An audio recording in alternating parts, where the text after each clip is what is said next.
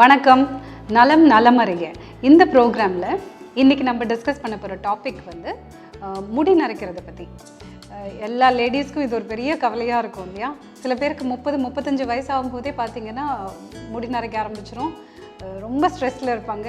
எனக்கு இந்த chemicals tie இதெல்லாம் அடிக்கிறதுக்கு விருப்பமே இல்லை, நான் ஏன் இப்படி முடி நரைக்குது அப்படின்னு இப்போ ஆஃப்லேட் நிறைய பேர் என்கிட்ட வந்து கேட்டுருந்தாங்க. ஸோ பொதுவாக வந்து ஒன்று அக்செப்ட் பண்ணிக்க வேண்டிய விஷயம் என்ன அப்படின்னா, ஹேர் கிரேயிங் அப்படிங்கிறது வந்து ஜெனட்டிக். கண்டிப்பாக உங்களுக்கு எல்லாருக்குமே தெரிஞ்சிருக்கும். ஸோ உங்கள் ஃபேமிலியில் யாருக்காவது ரொம்ப ஏர்லி ஏஜ்லேயே உங்கள் பேரண்ட்ஸ்க்கு அந்த மாதிரி ஏர்லி ஏஜ்லேயே பால்டிங் இல்லைனா அந்த மாதிரி க்ரே ஹேர் இருந்துச்சுன்னா இது நமக்கும் வரக்கூடிய ஒரு விஷயந்தான் அப்படிங்கிற அந்த ஒரு அக்செப்டன்ஸ் ஃபஸ்ட்டு இருக்கணும். ஓகேங்களா? That is one. Next thing is, sometimes சில டெஃபிஷியன்சினால் கூட உங்களுக்கு வந்து க்ரே ஆகலாம், ஹேர் வந்து க்ரே ஆகும். ஸோ அதை எப்படி டீல் பண்ணுறது, டயட்டில் அதை எப்படி நம்ம டேக்கிள் பண்ணுறது அப்படிங்கிறத பார்ப்போம்.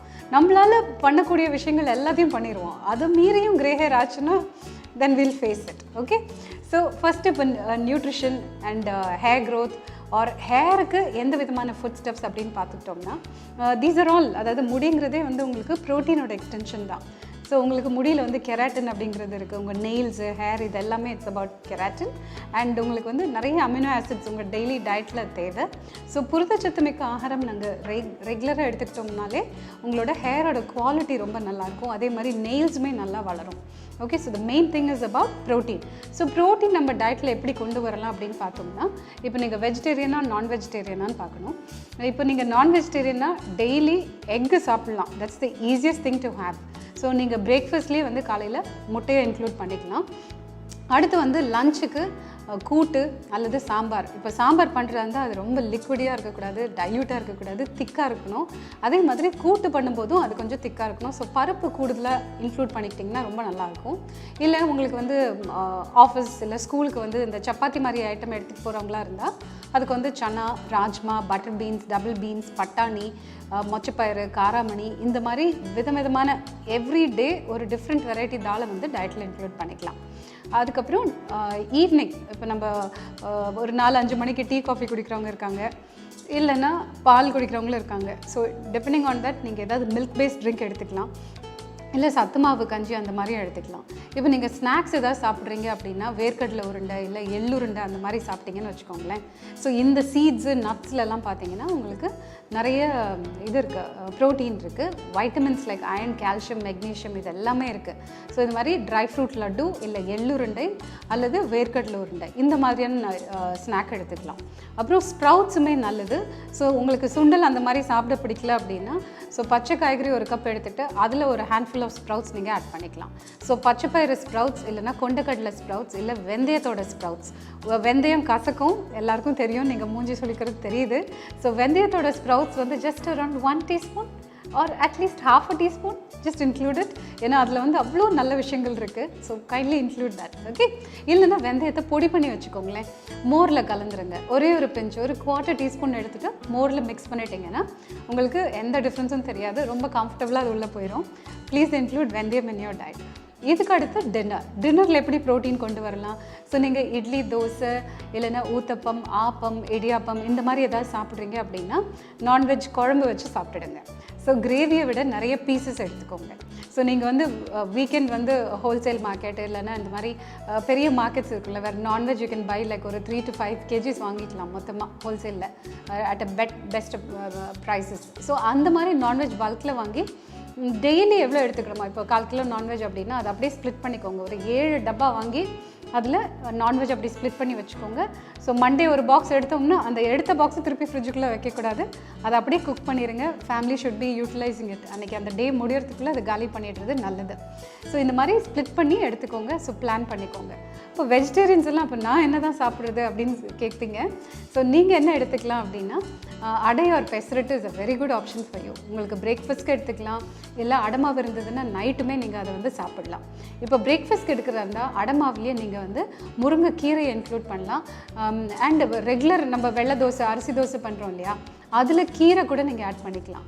ஸோ கீரை dosa is also a good option. இல்லைன்னா ஓகே நான் வந்து வெஜிடேரியன் தான், ஆனால் எப்பயாவது ஒரு முட்டை சாப்பிடுவேன் அப்படின்னு சொன்னீங்கன்னா you can also have a முட்டை தோசை. ஃபைன்.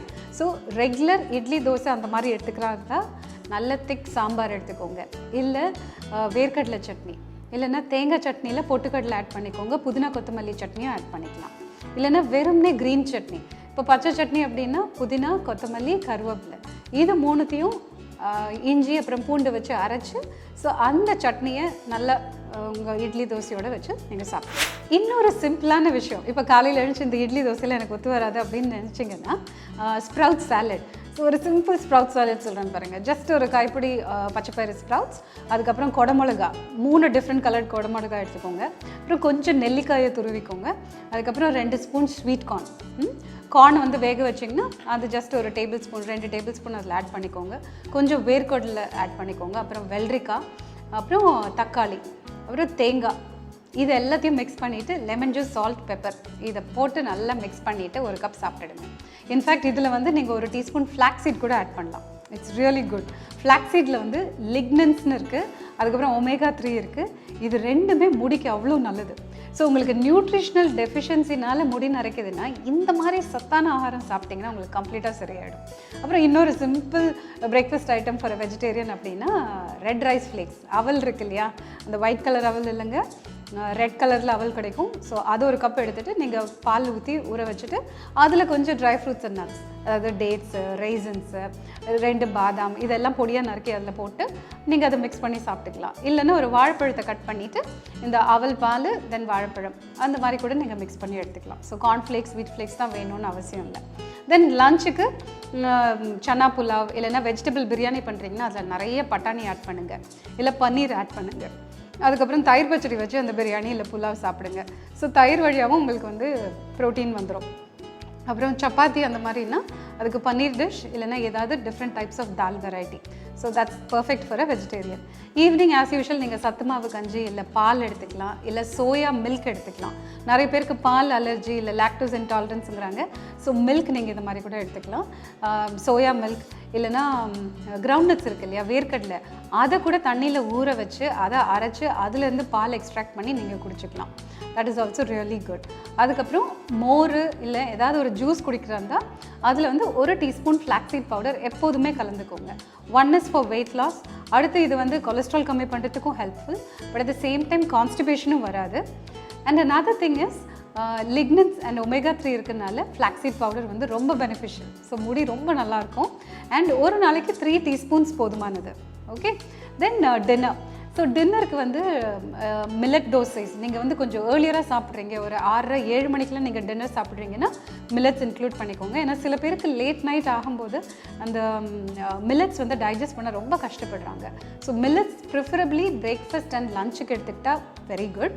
ஸோ நைட்டு இட்லி தோசை எது சாப்பிட்டாலும் நல்ல சட்னி இல்லைனா பொட்டுக்கடலை, வேர்க்கடலை, இல்லைனா சாம்பார் நல்ல திக்காக அந்த மாதிரி எடுத்துக்கலாம். இல்லை சன்னா, ராஜ்மா இந்த மாதிரி ஏதாவது ஒரு பருப்பு வகையை கிரேவி இல்லை குருமா மாதிரி பண்ணி அந்த இட்லி தோசையை இந்த கிரேவியோட தொட்டு சாப்பிட்டுக்கலாம். காளான் ரொம்ப நல்லது. That's also a very good option for anyone who is concerned about hair. Okay, so grey hair வந்து could be genetic or it could be nutritional deficiency. This is one aspect. அடுத்து வந்து பித்தம் ஜாஸ்தியான grey hair வரதுக்கு chances நிறைய இருக்குது. So நிறைய புதினா இன்க்ளூட் பண்ணுங்கள் உங்கள் டயட்டில். அதுக்கப்புறம் இந்த ஜீரக தண்ணி, இஞ்சி, சுக்கு இந்த மாதிரியான ஃபுட் ஐட்டம்ஸ் இன்க்ளூட் பண்ணால் ரொம்ப நல்லது.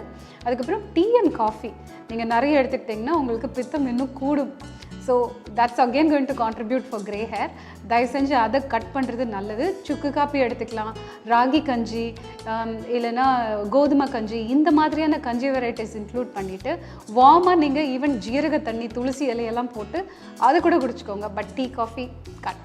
Okay, so try to do that. And of course உங்களுக்கு வந்து ஸ்ட்ரெஸ் நிறைய இருந்ததுன்னா ஏதாவது காமிங் டெக்னிக்ஸ் லைக் யோகா ஏதாவது பண்ணலாம், இல்லை ஒரு நல்ல வாக் போயிட்டு வரலாம். அண்ட் காமாக இருக்கும்போது உங்களுக்கு டெஃபினட்டாக அந்த ஸ்ட்ரெஸ்னால் பாதிப்பு இல்லை ஸ்ட்ரெஸ்னால் உங்களுக்கு பாடியில் சத்து வந்து உடம்புக்கு போய் சேர மாட்டேங்குதுன்னா that can be taken care of. ஏன்னா ஸ்ட்ரெஸ்னால் கூட உங்களுக்கு முடி நரைக்கிறதுக்கான சான்சஸ் நிறையவே இருக்குது. அப்புறம் இந்த last factor is allergy and food intolerance. So உங்களுக்கு ஏதாவது ஒரு பர்டிகுலர் அலர்ஜி இருக்குது இல்லை ஃபுட் இன்டாலரன்ஸ் இருக்குது அப்படின்னா நீங்கள் நல்ல சத்தான ஃபுட்டு சாப்பிடுவீங்க, ஆனால் அது குடலில், சிறு குடல்லேருந்து அந்த நியூட்ரியன்ஸ் எதுவுமே உங்களுக்கு அப்சர்வ் ஆகாது. அதனால உங்களுக்கு டெஃபிஷியன்சி வரும். Okay, so gluten intolerance, lactose intolerance, இல்லை ஏதாவது வேர்க்கடலை அலர்ஜி, இல்லை ப்ரோட்டீன் ரிச் ஃபுட் ஏதாவது அலர்ஜி இருக்கான்னு பார்த்துட்டு அதை எலிமினேட் பண்ணிட்டீங்கன்னா உங்களுக்கு இந்த மாதிரி கிரேயிங் இருக்காது. ஸோ இப்போ சொன்ன இந்த டிப்ஸ் எல்லாத்தையும் மனசில் வச்சுக்கோங்க. இதை இம்ப்ளிமெண்ட் பண்ணி பாருங்கள். உங்களுக்கு அது ஒர்க் அவுட் ஆகுதான்னு கண்டிப்பாக தெரியும். அப்படியும் இதை மீறி உங்களுக்கு செட் ஆகலைன்னா கண்டிப்பாக ஒரு டெர்மட்டாலஜிஸ்ட்டை போய் பார்த்து வேறு ஏதாவது பண்ண முடியுமா அப்படிங்கிற சொல்யூஷனுக்கு நீங்கள் டெஃபினட்டாக you can reach out for. Okay, thank you so much.